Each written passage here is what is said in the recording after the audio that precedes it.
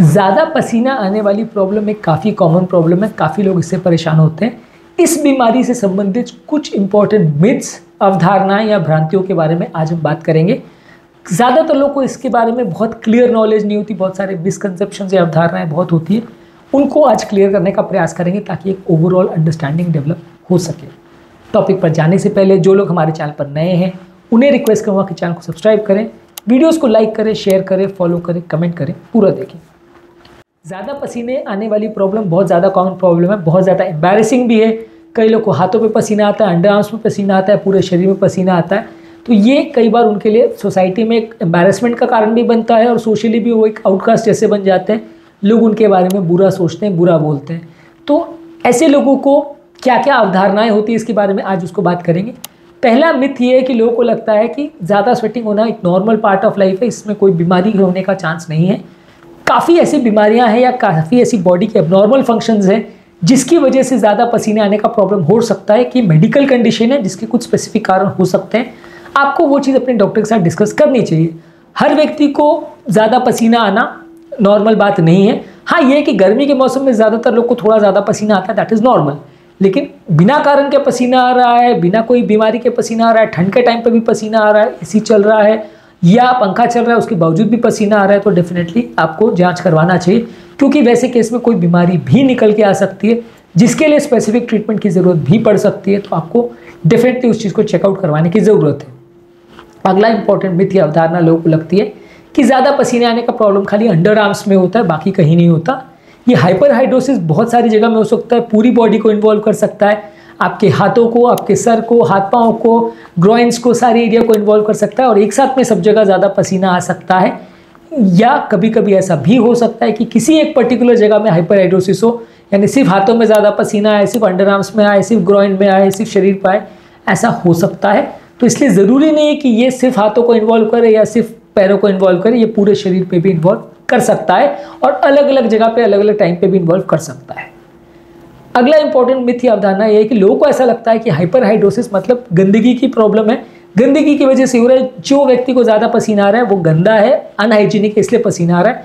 ये obviously society का ज़्यादा सोचना होता है। ऑब्वियसली जिसको ऐसे प्रॉब्लम है वो तो जानता है कि वो अनहाइजीनिक नहीं है, लेकिन हाँ, ये पुअर हाइजीन से कोई रिलेटेड नहीं है। ये एक डिजीज़ है जो कि बहुत सारे फैक्टर्स रिलेटेड हो सकती है और पुअर हाइजीन या गंदगी की बीमारी सोच के लोग उसको जो आउटकास्ट करते हैं या उसके बारे में बुरा भला बोलते हैं, ये पूरी तरह से गलत है। ज़्यादातर ये एक बीमारी है जिसको बाकी किसी भी बीमारी की तरह डील करना चाहिए। जैसे किसी डायबिटिक पेशेंट को या किसी कोलेस्ट्रॉल के पेशेंट को या बीपी के पेशेंट को या हार्ट अटैक के पेशेंट को हम सिंपैथी देते हैं या हम उनकी तरफ सहानुभूति के साथ बिहेवियर करते हैं, वैसे ही हाइपरहाइड्रोसिस या ज़्यादा पसीने वाले पेशेंट्स को भी सहानुभूति की ज़रूरत है। उनको भी कोई बीमारी या प्रॉब्लम है जिसकी वजह से ज़्यादा पसीना आता है। वो जानबूझ के नहीं नहाते हैं, इसलिए नहीं आ रहा है उनको प्रॉब्लम।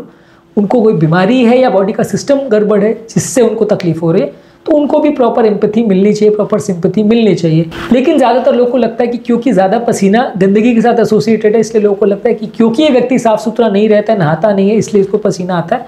डेफिनेटली ये गलत है और इसको सोचना दोनों के हिसाब से गलत है। जो व्यक्ति सोच रहा है वो भी गलत है और जिसके बारे में आप सोच रहे हो डेफिनेटली उसकी तो लाइफ इससे ख़राब होती है, उसको अननेसेसरी ताने सुनने पड़ते हैं। इसके अलावा कुछ लोग को ऐसा लगता है कि हाइपरहाइड्रोसिस जो है एक कॉस्मेटिक प्रॉब्लम है आखिर और कुछ नहीं है। अगर ज़्यादा पसीना आ रहा है तो बस वो खाली कपड़े गंदे हो जाएंगे या स्मेल आने लगेगी, इसको अगर हम डिओड्रेंट से कवर कर लेते हैं तो कोई दिक्कत नहीं है। पर डेफिनेटली ये एक बीमारी है जो कभी कभी ख़राब भी हो सकती है या किसी बीमारी का साइन भी हो सकता है जो कि डेंजरस हो सकती है।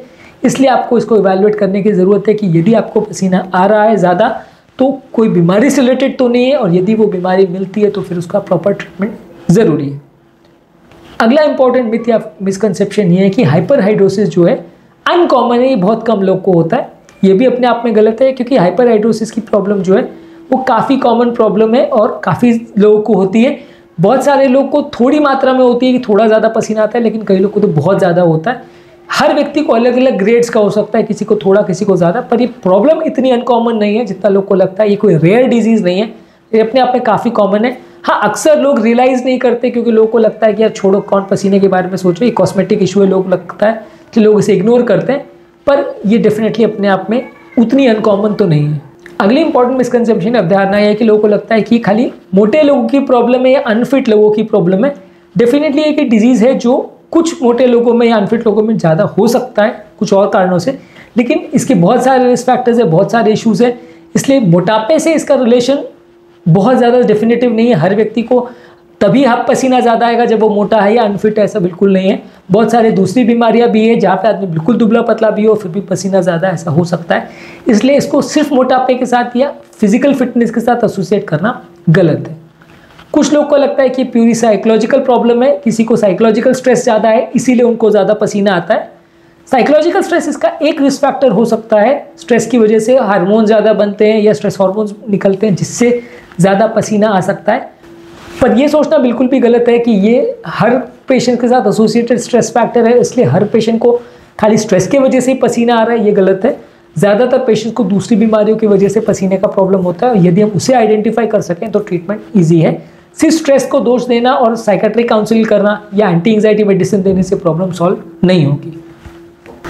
अगला इंपॉर्टेंट मिसकंसेप्शन ये है कि लोगों को लगता है कि क्योंकि ये कॉस्मेटिक प्रॉब्लम है तो सिर्फ डिओड्रेंट लेने से और नहाने वगैरह से प्रॉब्लम सॉल्व हो जाएगी। हाइपरहाइड्रोसिस यानी ज़्यादा पसीने का प्रॉब्लम बिल्कुल कई डिजीज के साथ एसोसिएटेड हो सकता है और सिर्फ डिओड्रेंट लेने से या बार बार नहाने से या बार बार कपड़े चेंज करने से प्रॉब्लम नहीं चली जाएगी। कई बार इसमें अच्छी खासी प्रिस्क्रिप्शन मेडिसिन लगती है, कई बार टॉक्सिक इंजेक्शंस बोtulinum टॉक्सिन के देने पड़ते हैं या कई बार सर्जिकल प्रोसीजर्स भी करने पड़ते हैं। तो इसलिए ये अपने आप में एक छोटी प्रॉब्लम नहीं है, इसके डॉक्टर के साथ डिस्कस करना ज़रूरी है कि किसी को अगर ज़्यादा पसीना आ रहा है तो वो क्यों आ रहा है और फिर उसे आइडेंटिफाई करके ट्रीटमेंट करना आवश्यक है। यदि आप सिर्फ भरोसे बैठे रहते हो इस बात के कि आपने नहा लिया 4 बार तो पसीना चला जाएगा, या आपने अगर सिर्फ अच्छा डिओड्रेंट अच्छी कंपनी का स्ट्रॉन्ग वाला पूरे शरीर पे लगा लिया तो बीमारी खत्म हो जाएगी, तो ये बिल्कुल गलत है। क्योंकि वो खाली आप कवर अप कर रहे हो, प्रॉब्लम को सॉल्व नहीं कर रहे हो। प्रॉब्लम का इलाज करने के लिए आपको बीमारी को ठीक करना पड़ेगा। अगला इंपॉर्टेंट भ्रांति या अवधारणा ये है कि लोगों को लगता है कि ये अपने आप से थोड़े टाइम के बाद चली जाएगी। यंग लोगों को होती है थोड़े दिन और कुछ दिन के बाद चली जाएगी। बहुत सारे कारण होते हैं हाइपरहाइड्रोसिस के और उसमें कई बार ये जिंदगी भर भी परसिस्ट कर सकती है यदि इसको टाइम पर या सही तरह से ट्रीटमेंट नहीं किया। हाँ, इसमें फ्लक्चुएशन हो सकते हैं कि कभी ज़्यादा है कभी कम आए, किसी मौसम में ज़्यादा है किसी मौसम में कम आए, इससे फ्लक्चुएशन हो सकते हैं, लेकिन ओवरऑल जिंदगी भर ये काफ़ी केस में परसिस्ट कर सकती है। इसलिए अपने आप चली जाएगी ये सोचना गलत है। हाँ, कुछ केसेस में जा भी सकती है पर हर केस में अपने आप खत्म हो जाएगा ये सोचना गलत है।